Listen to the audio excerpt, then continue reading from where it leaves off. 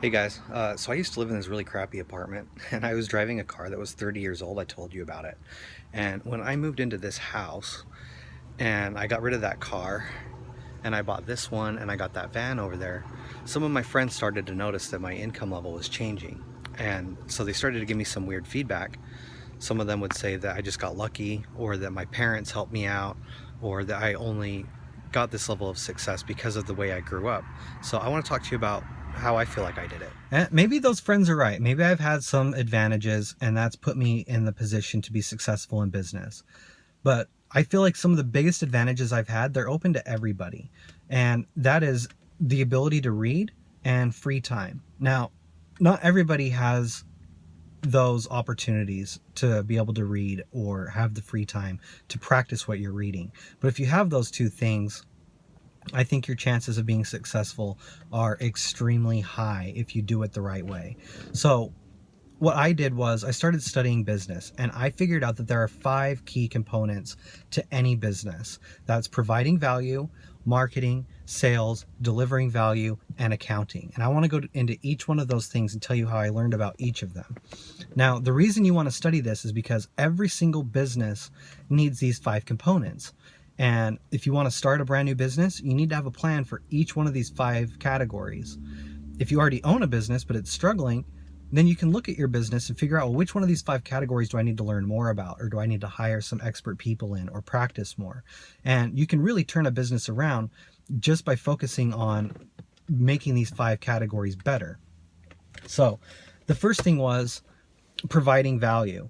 Now, I told you that I went out and I met my mentor named Victor, but something else that I did in any free time that I had, like my friends would invite me out to go to the bar, they'd invite me to a party or something, and I would have to tell them no because I was reading books. And this is one book that I got, Cleaning Up for a Living by Don Aslett. And this talks all about providing janitorial services. It talks about how to clean a restroom properly, how to sweep floors properly, how just every little detail about cleaning and providing that value. That's the books that he makes. And I have probably 10 different books about cleaning, how to clean with organic chemicals, how to have a green company,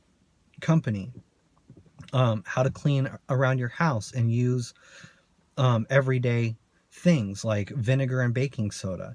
I've got all these different books so that I know a lot about cleaning. That way, I can offer a legitimate service that people actually want to pay for. The next thing is marketing. Now, once you have a service that you want to offer or a product that you want to offer, you need to get that message in front of as many people as possible, the right types of people, so that they know that you exist. A lot of people, they'll start a business, they'll come up with some idea for value that they can bring, but people, if they can't find you, they're not going to do business with you. So what I did was I also got a bunch of marketing books. Now this one's called Marketing for Dummies, and this really goes into a lot of detail in all kinds of marketing, and it's a very good resource. But some other things I did was I didn't just read. I went out and I bought Facebook ads, I bought Google AdWords, I signed up with Groupon, I signed up with Yelp, and I signed up with Home Advisor. I did all these different things. I made flyers, I made signs, I put signs up on my truck, and I experimented with everything that I was learning until I figured out a system that worked well for me. And once I had enough people that knew that I was out there, they started asking me like, hey, could you come give me an estimate? And that is when I needed sales skills.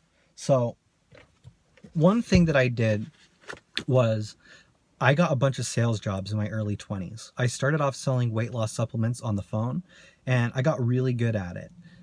I don't know why. Maybe I'm just a natural salesman. I don't know. But I was really, really good at sales. I feel like I wasn't just trying to get numbers. I was trying to make friends. I was trying to connect with people on a real emotional level. And I was trying to get them to trust me and to like me.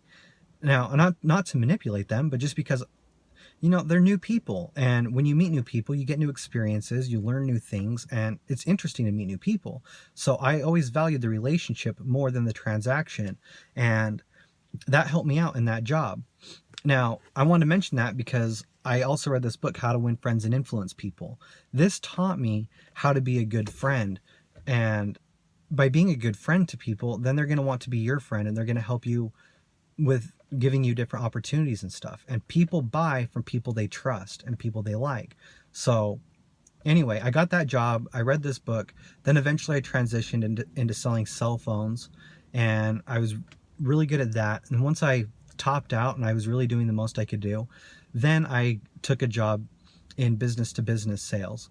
And the reason I did that specifically was because I knew that the next business I wanted to start was going to be selling business to business. I didn't want to deal with consumers anymore. I wanted big transactions, and I needed to have the ability to type up contracts, to deliver proposals, to do presentations, and to speak professionally to people. So I got that job doing business to business sales. But really, one of the biggest resources that helped me be successful in all these sales jobs was How to Win Friends and Influence People. So this is a fundamental book that every single person needs to read, regardless if you're in business or not. You just need to read it. The second thing is, once you close a deal and people give you money and you've made that promise to deliver on that value, if you don't deliver on that value, then you're a scammer. So a lot of people will start a business and they have good intentions and they close deals, but then they can't deliver on it. Think of contractors, right? They might tell you they're going to remodel your front porch. The job gets drug out for months and months and months. They're way over budget and you get pissed off at them. That's just because they don't know how to deliver on their promise effectively. They're not a scammer. They're not lazy. Some people are criminals, but oftentimes they just don't know how to deliver those consistent results. So in order to learn how to do that, my mentor helped me obviously learn in the real world how to deliver results. But then I also started studying systems and processes. Like if you have a repeatable system and a repeatable process that you do over and over in every situation, you're going to deliver consistent results. And this book, Traction, was really mind-blowing for creating systems for me. Now, I got this book because I had a friend who he has like a window and door company and he's doing phenomenal. He makes so much money and he's got a really strong business. And I asked him, I was like, dude, a lot of people start businesses and they fail. What set you apart? And he's like, oh, I was failing until I got this book Traction and I started implementing every single thing. Him and his brother own the business and they got this book and they just followed it word for word. And now they've been in business for many years and they're doing very well. And so I went out and I bought this book immediately after the conversation. I got the audio book. I listened to it. My mind was blown. And then I went out and I bought the hard copy because it's that good. So you need to deliver value or else you're ripping people off and you're a scammer. So once you do those 4 steps, you're going to have some money that you're going to be responsible for. And you need to know how to manage that money. So you need to study accounting. Now, accounting isn't all about taxes. It's not all about typing in transactions in your QuickBooks and things like that. A lot of what accounting is studying reports, profit and loss reports, balance sheets, things like that. Now, you should get these reports on a monthly basis.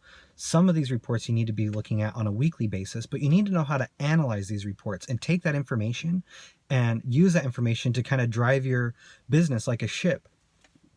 And I highly recommend this book called Accounting for the Number Phobic. This really goes into the top 3 reports that every single small business owner needs to have. Once you learn how to read these reports, you're going to value typing in all your transactions on QuickBooks. You're going to value looking at paperwork because it's going to revolutionize your business and help you do things that you wouldn't normally be able to do. Now, another thing is your cash flow report. I want to talk about that a bit. In business to business sales, you can close a deal with someone, you can deliver the service, but then you send an invoice and that person doesn't need to pay you for 30, 60, 90 days. It depends on their cycle. So you need to have like tips and tricks and know how to get people to pay you faster, because when you provide value, that costs you money. There's costs of goods sold. That could be the raw materials that you need. It could be labor, it could be chemicals, whatever. That costs money. and you have to pay those bills, but you don't have money to pay it until the customer pays you. So you need to know how to increase your cash flow cycle and get money coming in faster. And so accounting is critical, and I highly recommend that book, Accounting for the Number Phobic. It'll give you a good foundation of the things that you need to know.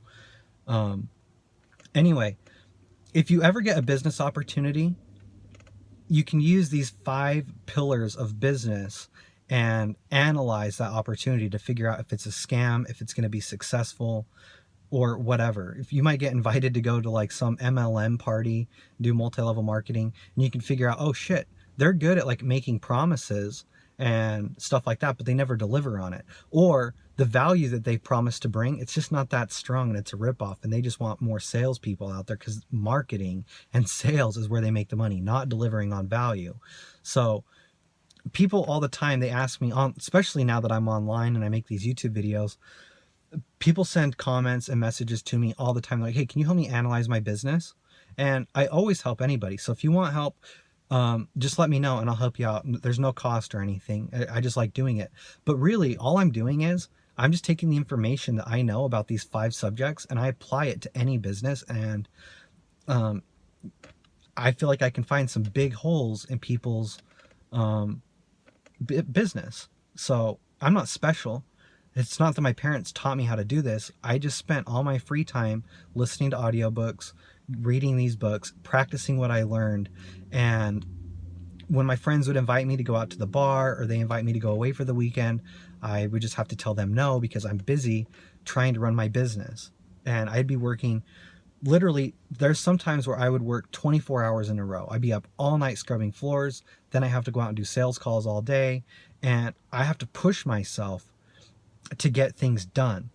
And that is what set me apart from the people who have started businesses and failed.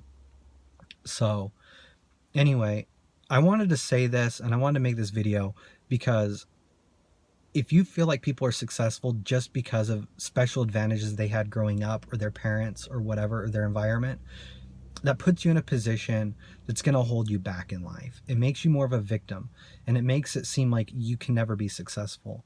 But the reality is, if you want to be successful in business, all you have to do is study those 5 things and practice them and get good at them, and you could build a legit business.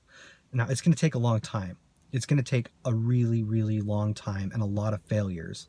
But if you just focus on those 5 things, that's it, you will make huge progress, and it could totally change your life. So thank you guys for watching. Make sure to subscribe to my channel, and we'll see you guys next time.